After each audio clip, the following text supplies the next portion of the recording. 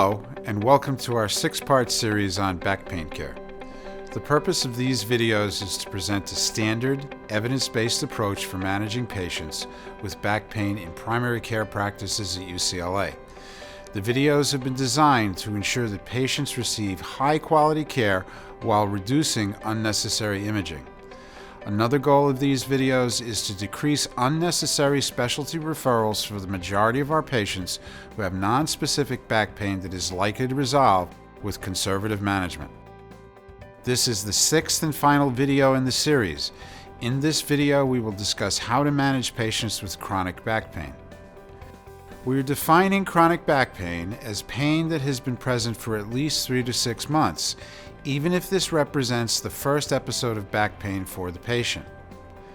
The majority of patients with acute back pain feel much better within 4 to 6 weeks.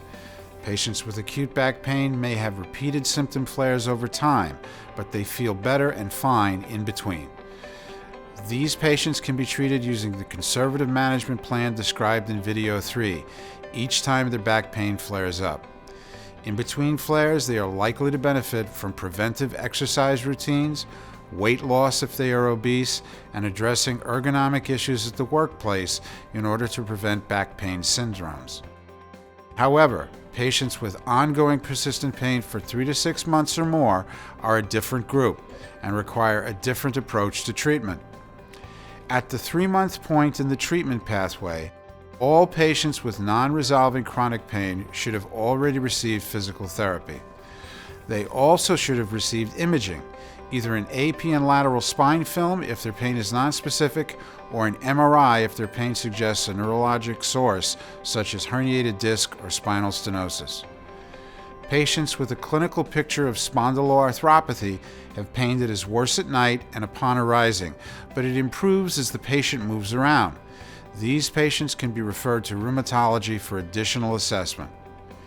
When initial imaging is negative, it is important to consider alternative sources of pain that can be radiating to the back, including abnormalities of the kidney or sacroiliac joints. This is particularly true for elderly patients who may require additional workup to exclude these sites as the source of pain. Ongoing chronic pain is difficult to treat. Patients can be helped, but are rarely completely cured of their pain. The primary goal of treatment should be to work with the patient to help them set realistic goals in terms of expected results and be able to manage their chronic pain so they can live active and productive lives. The treatment plan for chronic pain should include 2 important components. Number 1, an assessment for social and psychological factors that may be contributing to their syndrome. Number 2, discussion of potential therapies that may provide benefits for individual patients. Experience indicates that many patients with ongoing chronic pain have anxiety and/or depression that are contributing to their syndrome. Screening for these conditions and offering antidepressants or counseling to patients who have a psychological component to their pain syndrome is one of the most useful treatment options for chronic pain. Cognitive behavioral therapy, which is provided both inside and outside UCLA, has been shown to be helpful as part of a comprehensive treatment plan for chronic pain. Biofeedback has also been helpful.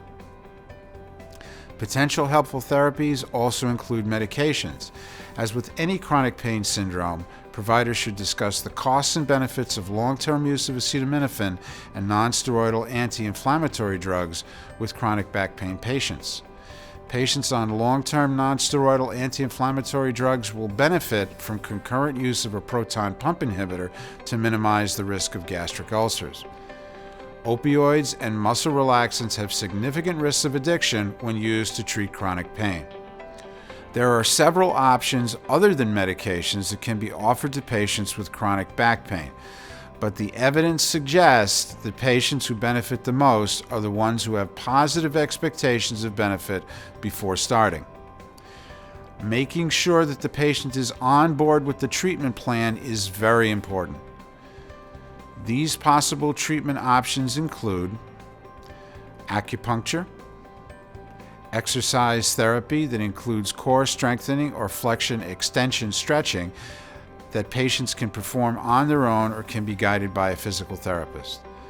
Massage therapy by a trained practitioner, yoga, and chiropractic manipulation. On the other hand, there is no good evidence that laser therapy, lumbar supports, or traction are helpful for chronic back pain, and these options should not be recommended. As a final note, there are a small subset of patients who may be intentionally exaggerating their chronic back pain symptoms for secondary gain. The heel tap test is a simple way to screen for patients who are overstating their symptoms of pain. No one should have pain when you gently tap your heel, regardless of the underlying pathology in their back. To perform the test, inform the patient that the test may cause pain, and then gently tap their heel. If the patient reports discomfort after you tap their heel, consider a somatization disorder or a non-organic cause of the patient's pain.